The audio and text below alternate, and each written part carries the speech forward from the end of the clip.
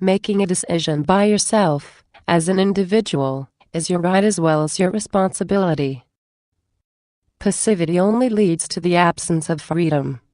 Similarly, indecision is never efficient. If you really want to cling to your beliefs, which is something that we understand, then say no. If you do not know what to choose, do not say yes because of mere curiosity.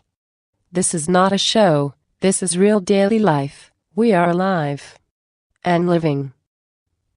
Your history has plenty of episodes when determined men and women were able to influence the thread of events in spite of their small number. Just like a small number is enough to take temporal power on earth and influence the future of the majority, a small number of you can radically change your fate as an answer to the impotence in face of so much inertia and hurdles.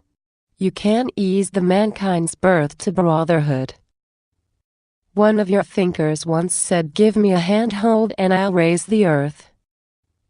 Spreading this message will then be the handhold to strengthen. We will be the light years long lever. You will be the craftsman to raise the earth as a consequence of our appearance.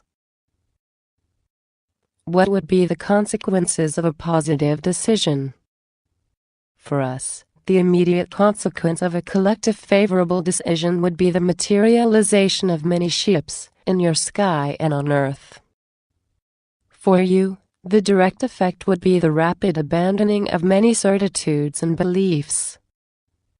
A simple conclusive visual contact would have huge repercussions on your future. Much knowledge would be modified forever. The organization of your societies would be deeply upheaved forever in all fields of activity.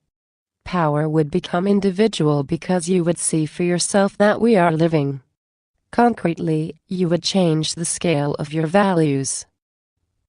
The most important thing for us is that humankind would form a single family in front of this unknown we would represent. Danger would slowly melt away from your homes because you would indirectly force the undesirable ones, those we name the third party, to show up and vanish. You would all bear the same name and share the same roots, mankind. Later on, peaceful and respectful exchanges would be thus possible if such is your wish. For now, he who is hungry cannot smile, he who is fearful cannot welcome us. We are sad to see men, women and children suffering to such a degree in their flesh and in their hearts when they bear such an inner light. This light can be your future. Our relationships could be progressive. Several stages of several years or decades would occur. Demonstrative appearance of our ships, physical appearance beside human beings, collaboration in your technical and spiritual evolution, discovery of parts of the galaxy. Every time, new choices would be offered to you. You would then decide by yourself to cross new stages if you think it necessary to your external and inner well-being. No interference would be decided upon unilaterally. We would leave as soon as you would collectively wish that we do.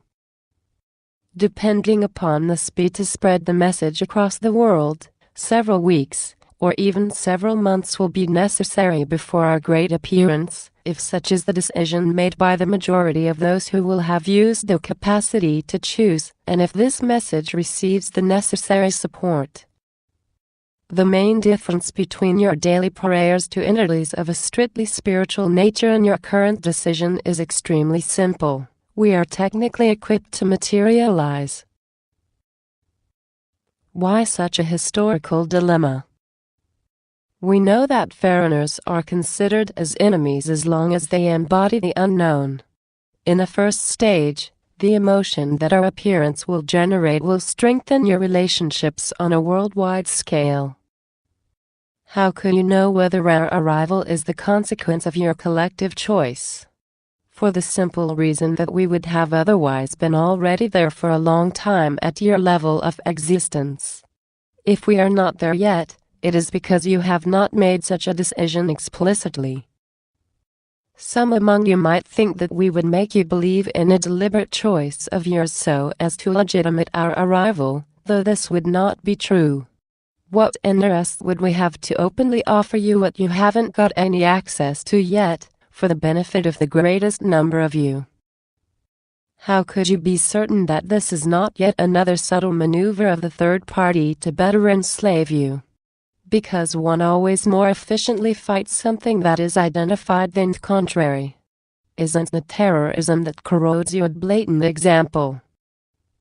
Whatever, you are the sole judge in your own heart and soul. Whatever your choice, it would be respectable and respected. In the absence of human representatives who could potentially seduce into error, you ignore everything about us as well as from about those who manipulate you without your consent. In your situation, the precautionary principle that consists in not trying to discover us does no longer prevail. You are already in the Pandora's box that the third party has created around you. Whatever your decision may be, you will have to get out of it. In the face of such a dilemma, one ignorance against another, you need to ask your condition. Do you want to see us with your own eyes, or simply believe what your thinkers say? That is the real question. After thousands of years, one day, this choice was going to be inevitable, choosing between two unknowns. Why spread such a message among yourselves? Translate and spread this message widely. This action will affect your future in an irreversible and historical way at the scale of millenniums. Otherwise, it will postpone a new opportunity to choose to several years later, at least one generation, if it can survive. Not choosing stands for undergoing other people's choice. Not informing others stands for running the risk of obtaining a result that is contrary to one's expectations.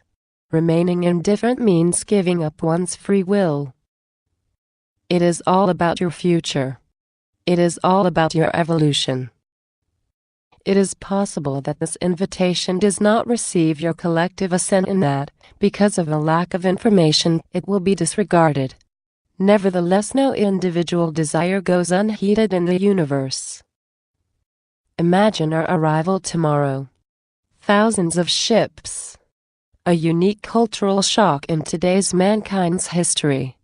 It will then be too late to regret about not making a choice and spreading the message, because this discovery will be irreversible. We do insist that you do not rush into it, but to think about it and decide. The big medias will not be necessarily interested in spreading this message. It is therefore your task, as an anonymous yet an extraordinary thinking and loving being, to transmit it. You are still the architects of your own fate. Do you wish that we show up